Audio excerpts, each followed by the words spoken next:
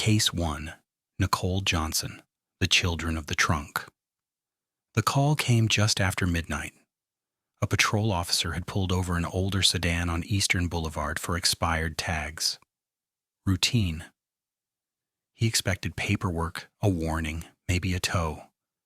The driver, 33-year-old Nicole Johnson, kept her voice even, almost detached. She waited while the officer wrote up the report. Then the wind shifted. He caught a smell that froze him in place. Heavy, sour, unmistakable. When he opened the trunk, the world inside that car changed forever. A suitcase, a plastic storage tote, and inside them, 2 children who had been missing before anyone even knew they were gone.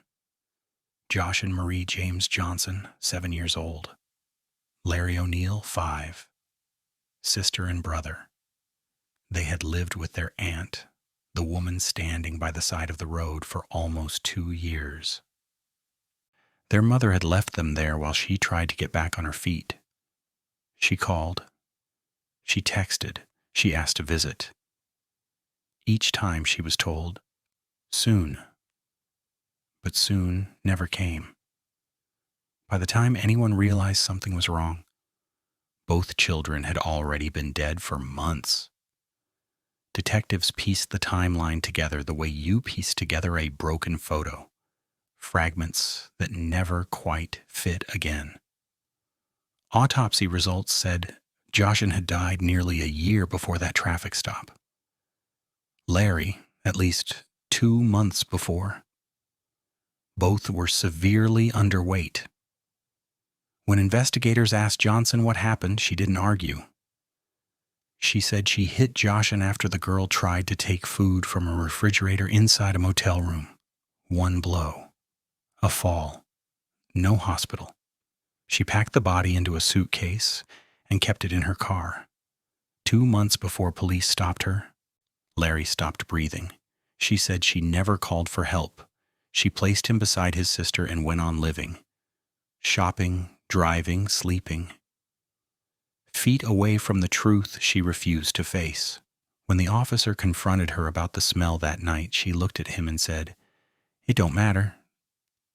You're going to see me on the news." No panic, no plea.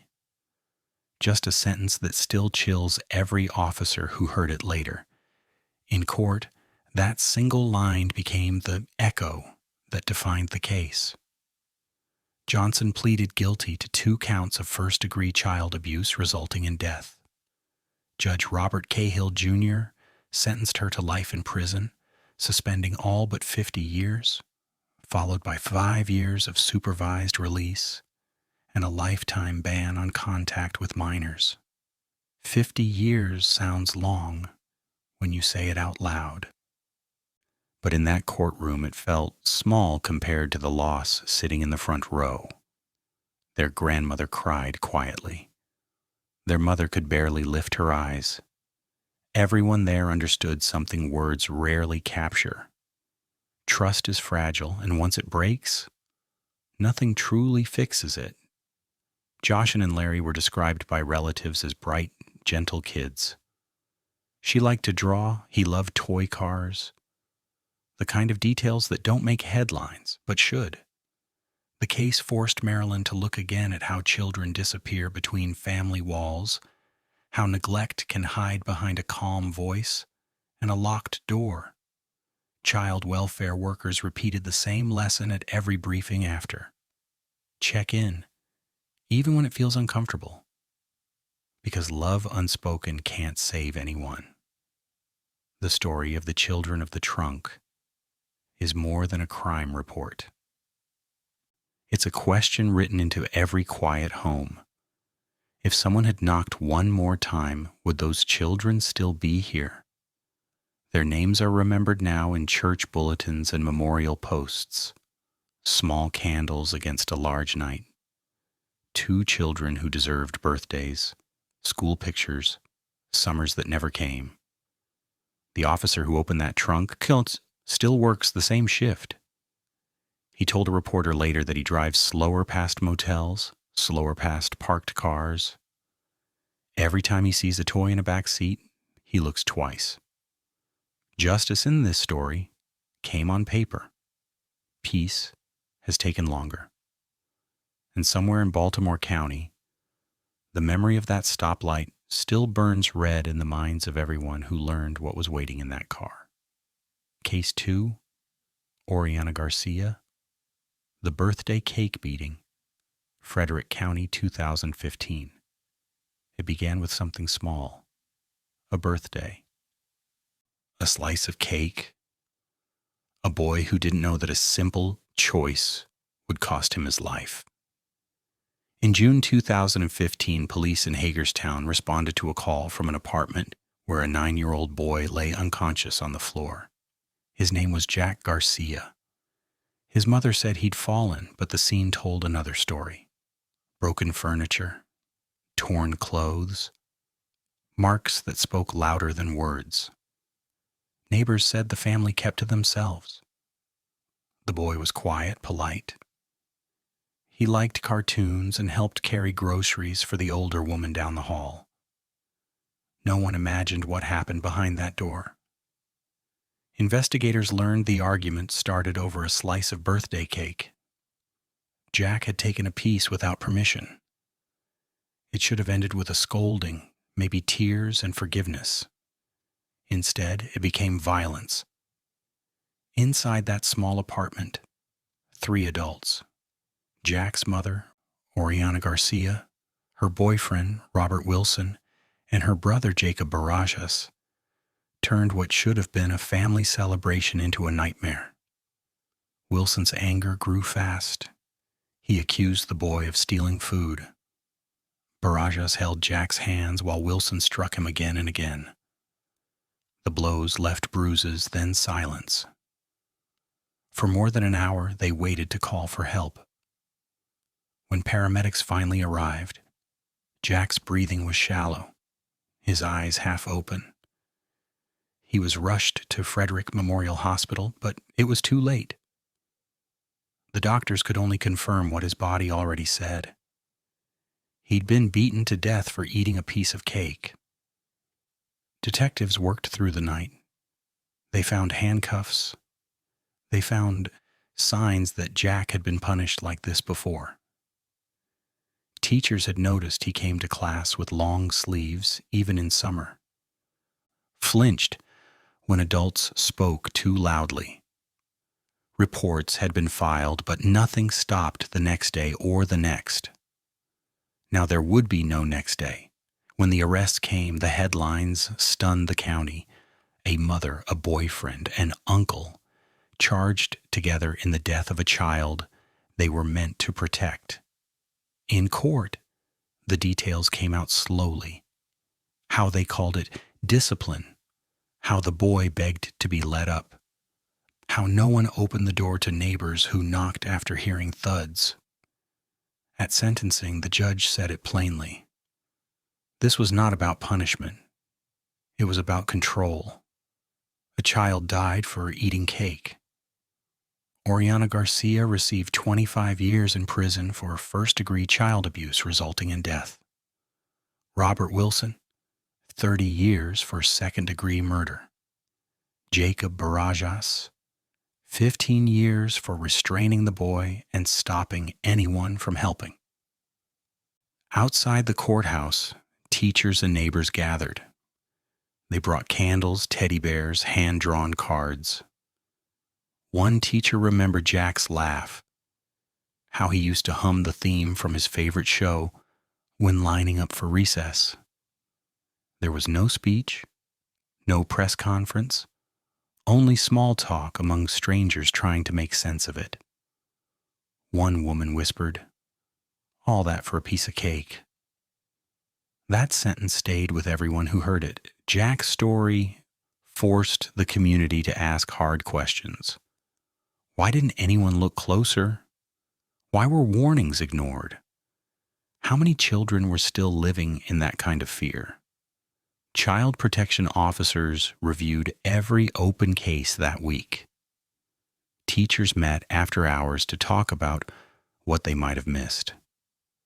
The apartment complex started a neighborhood check-in program. Small things, but maybe the right things. In the years since, his photo still hangs in a hallway at his old school. A simple frame, a shy smile. Beneath it, a line written by a teacher. Kindness was his way of being brave. Oriana Garcia will leave prison one day. Jack will always be 9. His story doesn't end with punishment. It ends with memory, because remembering him is the only justice left that doesn't fade. Case 3.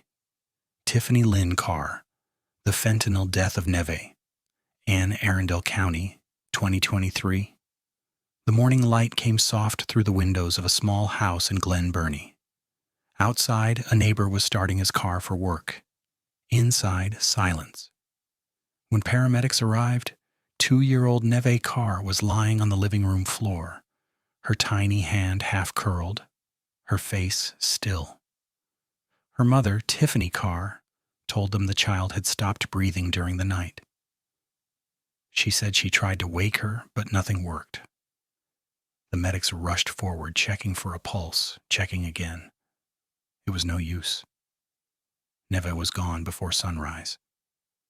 At first, it sounded like tragedy, a sudden illness, a moment no parent should live through. But then came the tests and the truth.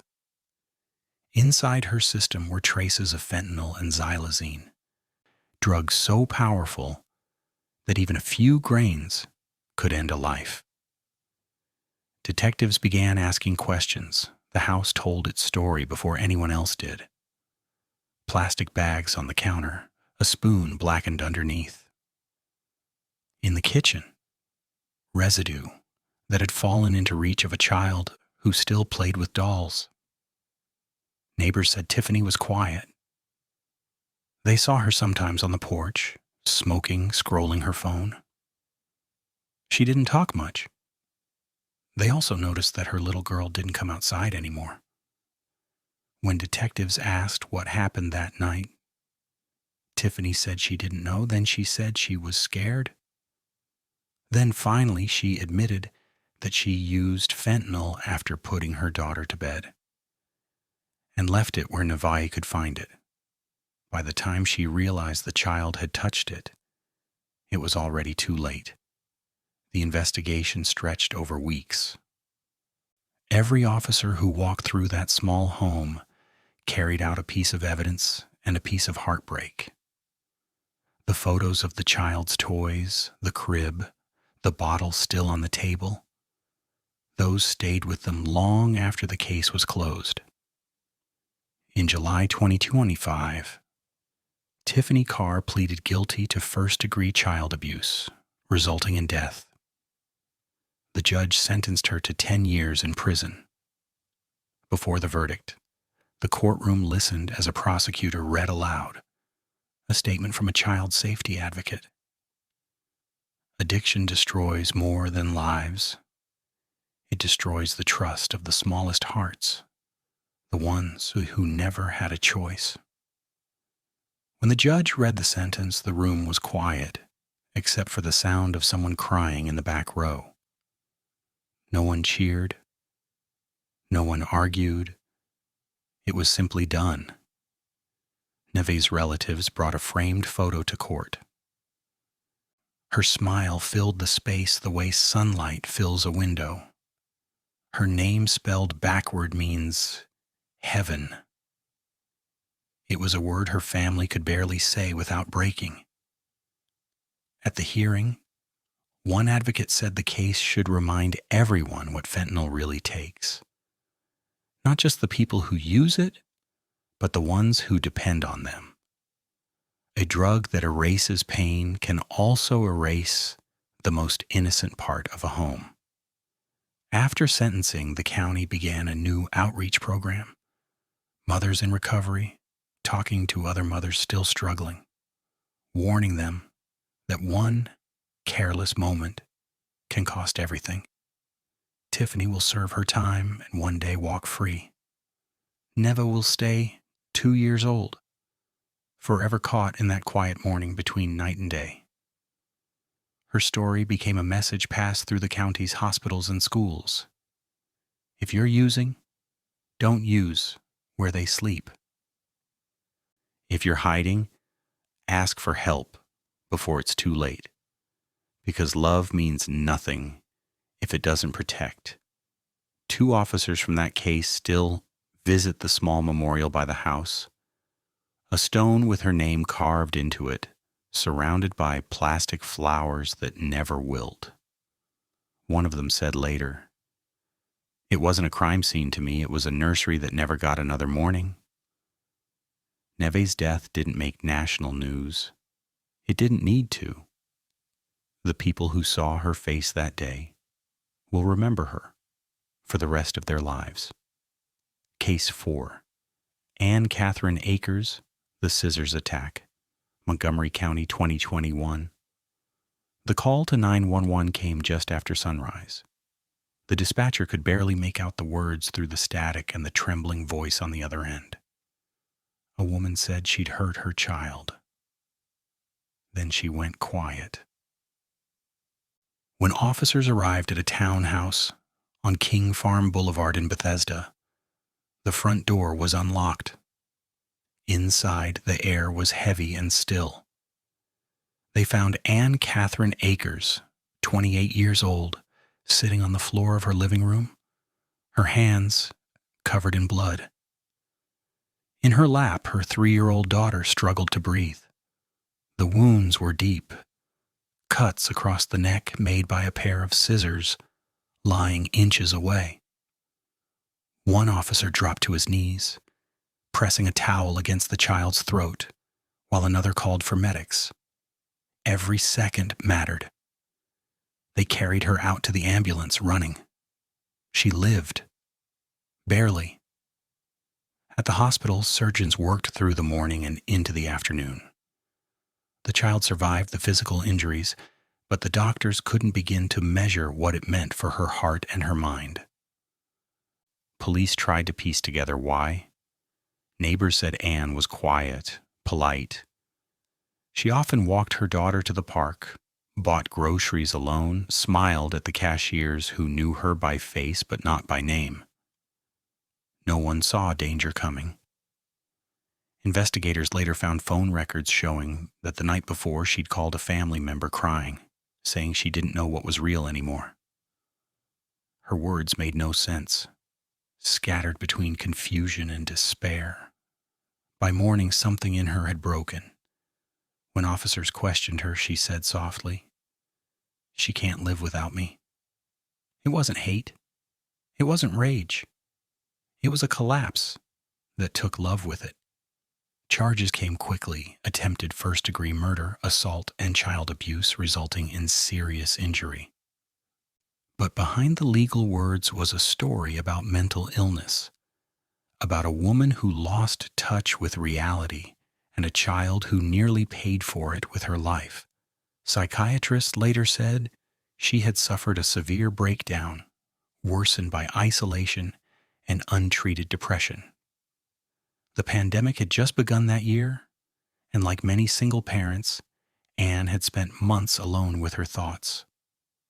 The weight became too much. At the trial, the judge ordered a full psychiatric evaluation to determine her fitness to stand trial. The courtroom was quiet as details came out. No shouting, no anger, only a shared heaviness that left everyone staring at the floor. The child's recovery took months. Stitches healed, scars faded, but she flinched at loud sounds and clung tightly to her grandmother's hand. The officers who saved her visited the hospital once. One of them said later, "She smiled at me. That's when I knew she'd be okay." Anne remained under state supervision, receiving treatment in a secured psychiatric facility. Her story became a turning point in Montgomery County, sparking new conversations about postpartum and crisis care. People started asking each other harder questions. How do you help someone who says they're fine but looks exhausted? How do you listen when a friend says they can't sleep, can't think, can't breathe? Because help is only help if it comes before the breaking point. Anne's case was never about excusing what she did. It was about understanding how quickly love can turn inward when the mind starts to fail. Her daughter's survival was the miracle that let the community look at the problem instead of the tragedy. In the end, what stayed with everyone who worked that morning wasn't the crime. It was the moment the ambulance doors closed and the child's tiny fingers moved just enough to grab the medic's sleeve. She lived, and that single breath turned horror into hope. Case 5, Aurielle Montgomery, the fatal beating of Nyemia, Baltimore City, 2022. The call to emergency services came at 9:14 p.m. The dispatcher could hear the panic in the voice on the other end, words tripping over each other, the kind of tone that told you something was already beyond repair.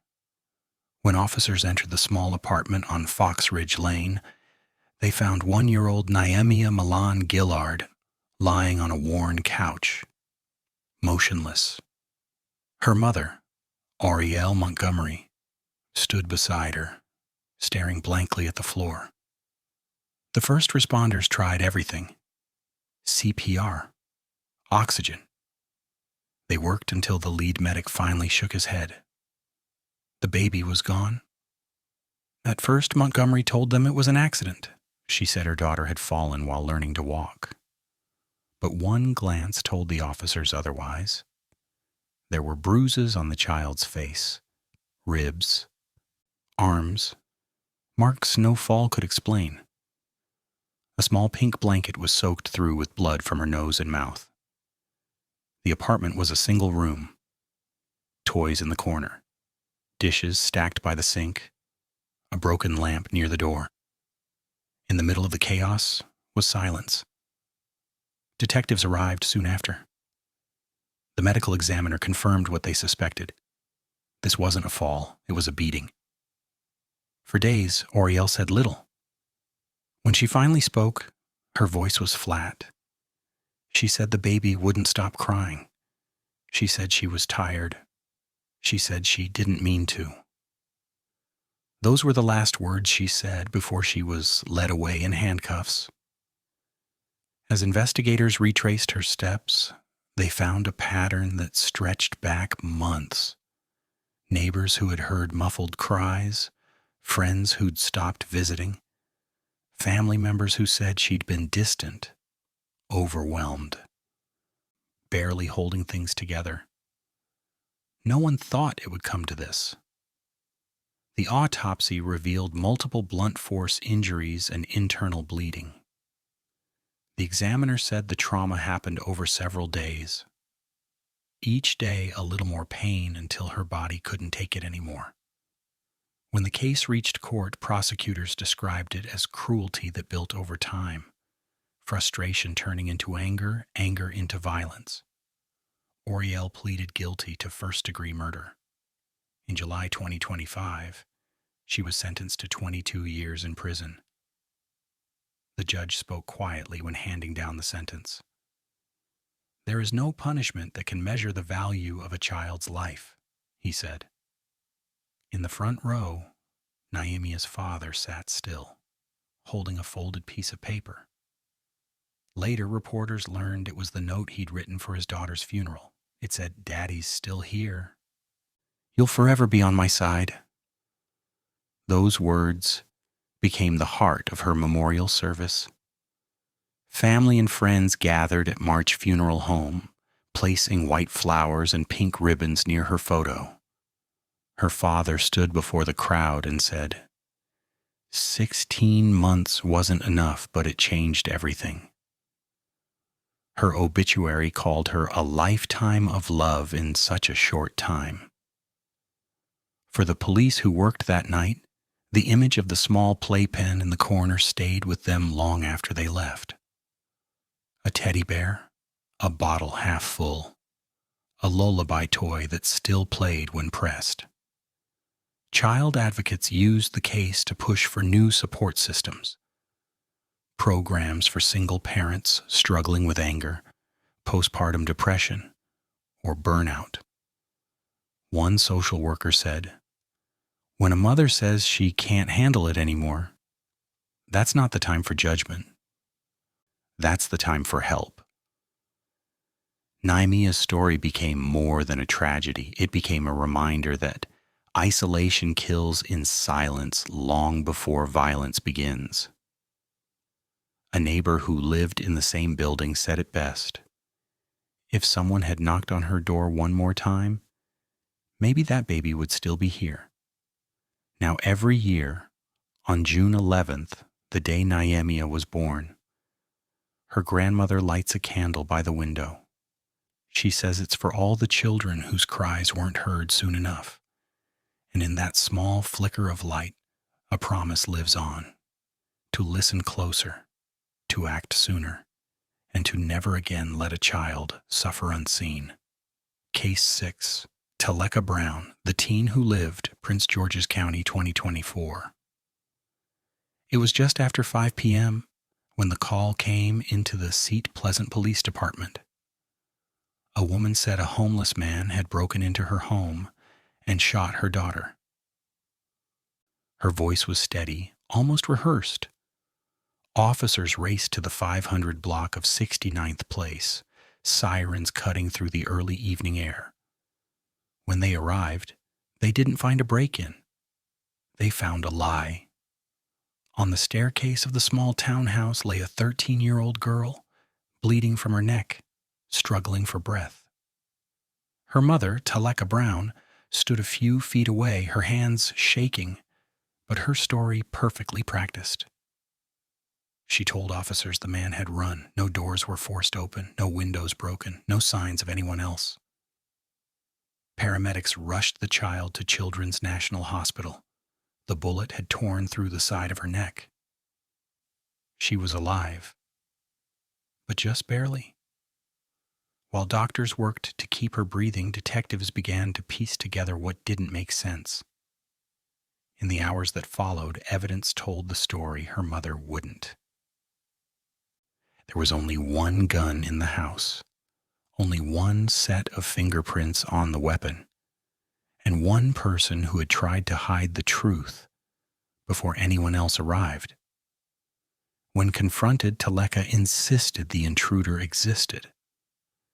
She stuck to the story even as it fell apart piece by piece. But when police reviewed her phone calls from the moments after the shooting, the truth became clear. She hadn't called for help right away. She'd called to cover herself. The argument that day started over something small: a phone, a curfew, a raised voice. Then it spiraled. In the middle of the shouting, Talecka reached for a gun.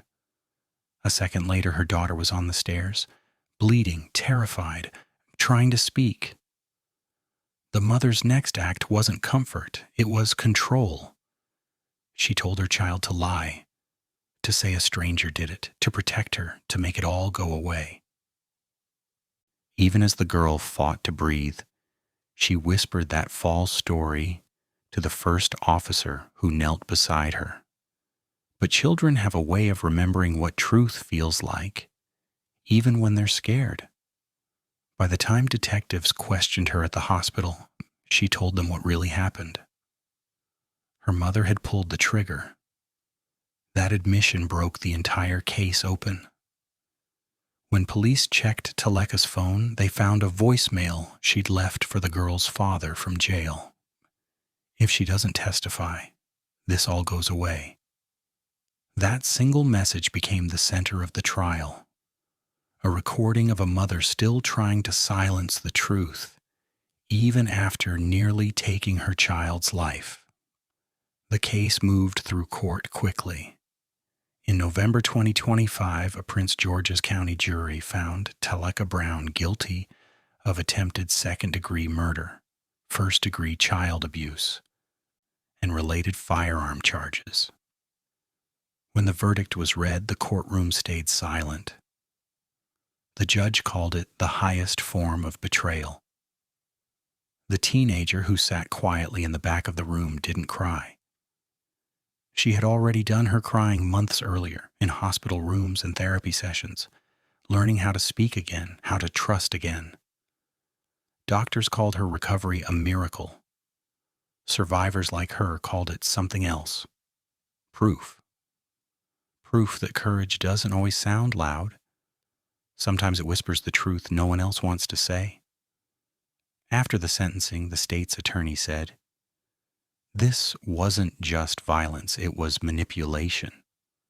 A mother tried to erase her daughter's voice, and that child refused to be erased." The girl's name was never released publicly to protect her privacy. But those who worked on the case said she's doing well, attending school, speaking at youth support programs, turning her pain into something that helps others. Her story now stands for every child pressured into silence, because survival is more than breathing. It's telling the truth and refusing to hide it again. When asked later how she found the strength to speak, she said softly, "Because I wanted the truth to live, even if she didn't want me to." Today, she carries a faint scar on her neck, a mark of what she survived. But when she walks out of the courthouse each year to speak at advocacy events, people say the same thing, that she walks taller than the pain that tried to stop her. In her, they see what it means to fight for life, even when it comes from the darkest place of all, a mother's betrayal. Case 7, Kiearra Tolson, The Starvation of Blair Niles, Montgomery County, 2020. The woman who walked into the Silver Spring police station that July morning didn't seem frantic. She didn't ask for a lawyer or shout for help. She just stood at the counter, looked at the officer on duty and said, "My baby's dead. I threw her away." Her name was Kiearra Tolson, 23 years old. The child was her 15-month-old daughter, Blair Niles. Officers stared, waiting for more, but that was all she said. They asked her to repeat it. She did, calmly. Then she told them where to look. Behind her apartment building, inside a dumpster, they found what she had described, a small trash bag, tied neatly. Inside was Blair. Detectives handled the bag the way one might handle something holy, slowly, carefully, with disbelief in their eyes. They brought her to the medical examiner's office, where the truth came in pieces too heavy to bear. The child had starved to death. The autopsy showed no bruises, no broken bones, no physical violence, just absence, no food in her stomach, no moisture in her body. Her weight was barely 10 pounds, half of what a healthy baby her age should have been. For weeks, she had cried, and then stopped crying when there was nothing left to cry for. Detectives went back to the apartment. Inside, they found an empty crib, baby clothes folded neatly, a refrigerator half full of food, and silence that made one officer step back out into the hallway just to breathe. When they questioned Kiearra, she didn't fight them. She said she got tired of the crying, tired of being alone, tired of trying to be a mother. So she stopped feeding her daughter, day after day. Her words were flat, detached, not cruel, just hollow. Psychiatrists who evaluated her later said she suffered from severe depression and psychosis. No one was visiting, no one checking. Her reality had fallen apart quietly. The case shocked Montgomery County. Even veteran officers said they'd never seen neglect like this. One detective said later, "It wasn't a crime of rage. It was like watching someone fade out of their own mind." Doctors determined she was not competent to stand trial. She was transferred to the Clifton T. Perkins Psychiatric Hospital for evaluation and treatment. Months later, she entered a plea of guilty but not criminally responsible, the state's version of an insanity plea. Judge Terrence McGann accepted the plea. He said it wasn't justice through punishment, but justice through protection for society and for the woman herself. She would remain under state care indefinitely. Outside the courthouse, there were no protests, no shouting. Only one small group of advocates holding signs that said, "Listen to the signs." Mental health counselors across Maryland began using the case in their outreach programs, reminding communities that postpartum and psychotic depression don't always look like sadness. Sometimes they look like silence. At a vigil months later, a local church placed a single white candle on its steps for Blair. No photos, no speeches, just a note beside the flame that read, "Every cry matters, even the last one." Blair's name has since become part of awareness campaigns in the county, training programs for nurses, counselors, and teachers. Her story turned tragedy into education, saving lives she would never meet. Kiearra remains in treatment. Those who visit her say she sometimes asks for crayons and draws pictures of flowers. In her own broken way, she still remembers. Blair's short life, just 15 months, is a reminder of how invisible pain can destroy the very thing it loves. She should have been learning to walk, to talk, to laugh. Instead, she became a lesson whispered in clinics and classrooms, a plea for help that came too late, but still echoes where it's needed most. Case 8, Maya Dennis, the infant's final cry, Harford County, 2024, New Year's Eve. While most people in Harford County were preparing for fireworks and family dinners, one apartment in Aberdeen sat quiet. No music, no laughter. Just the low hum of a heater and the sound of a woman pacing across a worn carpet. Her name was Maya Dennis, 25 years old. Inside that small apartment, her 5-month-old daughter lay in a crib by the wall. Tiny, fragile, still breathing. When officers arrived that night, they didn't find a party. They found heartbreak. The 911 call had been short. A baby wasn't breathing. By the time paramedics entered the apartment, the child's face was pale, her lips blue. They rushed her to the hospital, but the doctors knew almost instantly what they were seeing. Multiple fractures, brain swelling, broken ribs, injuries that told their own story. The baby was pronounced dead just before midnight.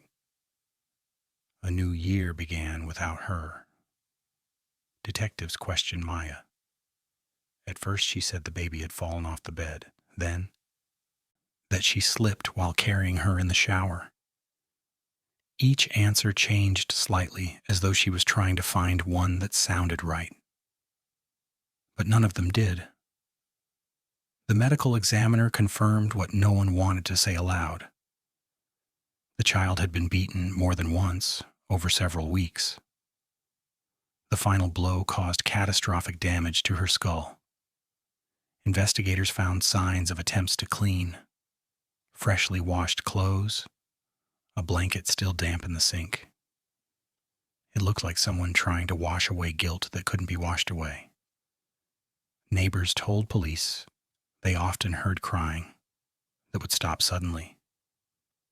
They thought maybe the baby had just fallen asleep. Now they know she didn't. Maya was arrested that night and charged with first-degree murder and child abuse resulting in death. She said she didn't mean to. But the doctor's reports said otherwise. The trauma was too severe, the timeline too long. In the months that followed, Harford County struggled to understand. Reporters called it the infant's final cry. People lit candles outside the courthouse on the day charges were filed. No one said much. The silence said enough. The trial revealed details that made even seasoned officers look away. The baby had suffered weeks of injuries before the night she died. Each day a new bruise, a new fracture. Each day her body trying to heal before another injury came. The case became a turning point for the county. Health officials launched a Safe Arms campaign, encouraging overwhelmed parents to seek help before they reached their breaking point. Churches opened hotlines. Hospitals expanded counseling for new mothers. Because sometimes, the only difference between exhaustion and tragedy is one conversation. Maya's conviction came in early 2025, the sentence, life in prison, with all but 30 years suspended. The judge said, "A mother's role is to protect, to nurture. When that bond is broken, there are no words that can mend it." At the hearing, a nurse who had cared for the baby in the emergency room spoke softly to the court. She said the child's hand was so small that her own fingers could cover it completely. And as she held that tiny hand, she whispered the same thing she whispered to every child she lost. "You mattered." No one in the room stayed dry-eyed. The baby's name was never released to the public. But people in Aberdeen didn't need it. They knew the story. They knew her cry. Today, at a park near the apartment complex, a small plaque sits beneath a young tree planted in her memory. It reads, "For every child who never had the chance to grow." Every spring, the tree blooms early, soft white flowers swaying in the breeze, and people stop to look. Some pray, some stand quietly, heads bowed. Because sometimes the only way to answer a story like this is with silence and promise. Promise to speak up. Promise to notice. Promise to protect. Case 9, Narges Shafeirad, Poison and Fire, Montgomery County, 2015. The morning began like any other on Interstate 270. Commuters, school buses, the hum of daily life moving forward. But just after dawn, traffic slowed near an exit in North Bethesda. A car was on fire. Firefighters arrived within minutes. The flames were fierce, rolling from the front seat to the roof. They broke the windows, soaked the cabin, and pulled back the door. What they found inside silenced everyone at the scene. A small boy still strapped into his booster seat, 5 years old, unmoving. His name was Daniel Dana. The driver of the car, his mother Narges Shafeirad, stood on the roadside, her clothes covered in soot, her voice faint as she told responders she had fallen asleep behind the wheel. But there was no sign of a crash. No skid marks, no damage to the guardrail, no sign of panic, only fire. When the flames were finally out, investigators began to notice the details that didn't fit. The gas cap was missing. Traces of accelerant were found inside the car, and Daniel's lungs contained no soot. He hadn't breathed during the fire. He was already gone. As detectives dug deeper, the story took shape. Narges was in the middle of a bitter custody battle. The hearing was scheduled for that very day. She was afraid she'd lose her son. So instead of going to court, she made a decision that no one could understand. Security cameras showed her buying cold medicine hours before the fire. Toxicology reports later confirmed that Daniel had a lethal amount of diphenhydramine, an ingredient found in antihistamines like Benadryl in his blood. She had drugged him until he fell asleep, then drove to the side of the highway, and set the car on fire to make it look like an accident. Investigators called it a mother's betrayal in its purest form. She told them later that she didn't remember, that she'd blacked out. But the evidence said otherwise. When the case went to trial, prosecutors called it deliberate. The judge called it unimaginable. And the courtroom called it what it was, an act of revenge disguised as tragedy. In 2017, Narges Shafeirad pleaded guilty to first-degree murder and arson. She was sentenced to 50 years in prison. Judge Terrence McGann looked at her and said, "This was not a mistake. This was a plan. It was the execution of a child's trust." Daniel's father spoke next. He said his son loved toy cars, dinosaurs, and telling stories before bedtime. He said Daniel trusted his mother completely, that he never imagined the person buckling him into his seat would be the one to take his life. The community mourned with him. Hundreds of people, neighbors, teachers, strangers, gathered for Daniel's vigil. They placed flowers along the stretch of highway where the car burned. For weeks, drivers passing that spot slowed down, unable to forget the image of smoke against the morning sky. Psychologists later described the case as an extreme example of possessive homicide, a parent choosing destruction over loss. Experts said it came from control, from fear, from a belief that love could be owned. But Daniel's story was never about psychology. It was about a small boy who just wanted to go to school that morning. At his memorial, his teacher stood beside a framed drawing he had made. It was a picture of a car with two stick figures inside, one big, one small, both smiling. She said, "He always drew himself holding her hand." That drawing now hangs in the hallway of his elementary school, laminated so it will never fade. To this day, drivers who remember that morning say they can't pass the 270 exit without thinking of Daniel, the way the sun hit the smoke, the way sirens echoed off the highway walls, and the way one moment of madness ended a life that was still learning to live.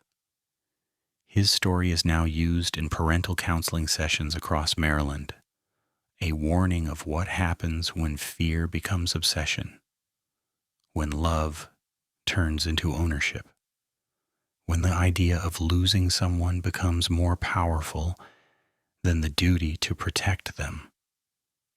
Daniel Dana's name lives on as both a prayer and a question.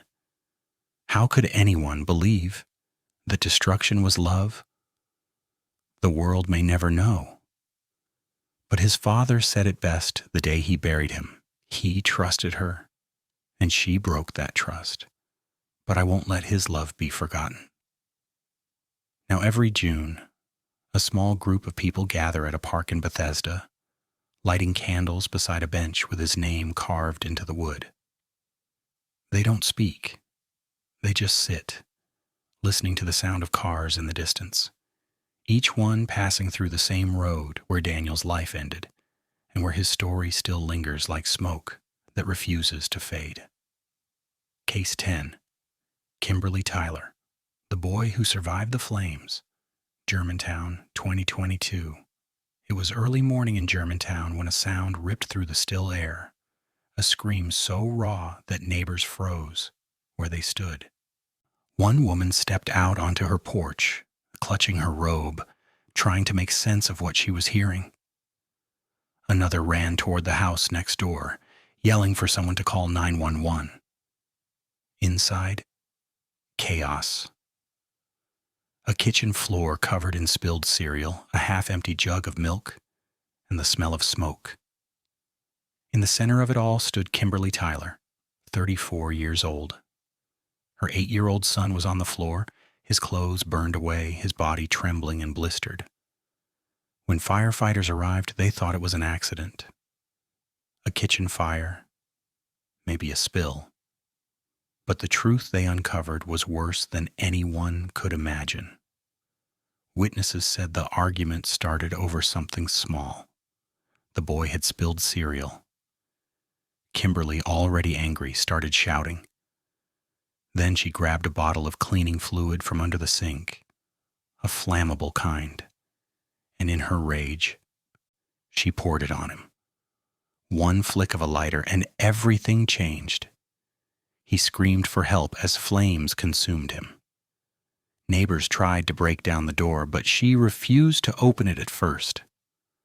By the time they forced their way in, the damage was done. The boy was rushed to a hospital in Washington, D.C., with third-degree burns covering more than a quarter of his body. Doctors said he was lucky to be alive. When police questioned Kimberly, her answers didn't make sense. She said it was an accident. She said she didn't mean for the fire to start.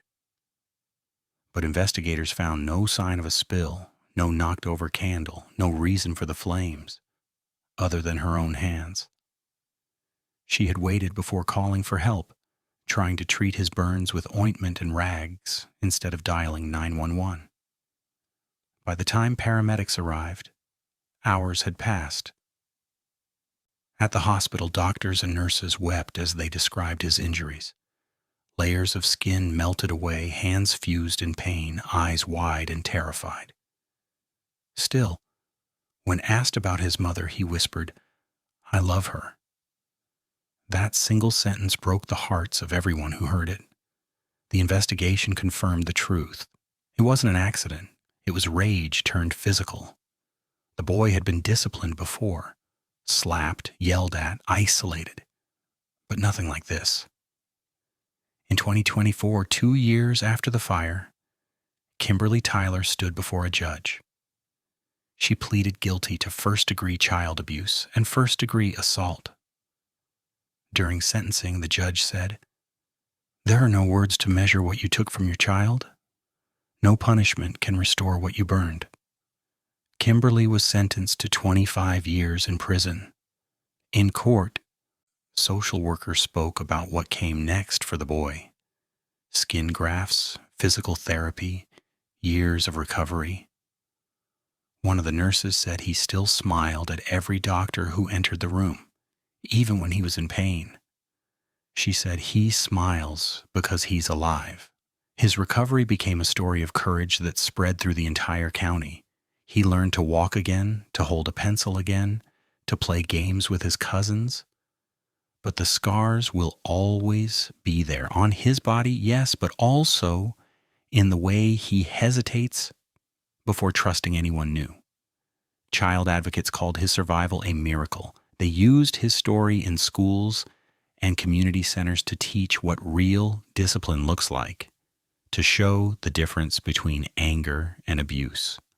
The case also started a new movement in Montgomery County, Project Safe Voices, a program teaching parents how to manage stress, seek counseling, and ask for help before frustration turns violent. When asked about her son, Kimberly said she didn't know why she did it. Maybe anger, maybe exhaustion. The truth didn't matter. The damage was done. But her son's story isn't just about what happened that morning. It's about what came after. He chose to live. He chose to heal. He chose to forgive. At least enough to keep moving forward. At one of his therapy sessions, he told his counselor, "I still love her, but I don't want to go back." Those words summed up everything. Innocence surviving where love had failed. Today he lives with relatives who call him a miracle. He still bears the marks of that day, but when he laughs, it's loud and full, as if life itself refuses to be quieted. The county still remembers that scream, the one that started it all. Neighbors say they'll never forget it, but they'll also never forget the boy who refused to let pain define him. In his survival, they found something powerful, proof that even through the darkest cruelty, life can fight its way back to the light. He is the reason people in Germantown still talk about courage when they talk about fire.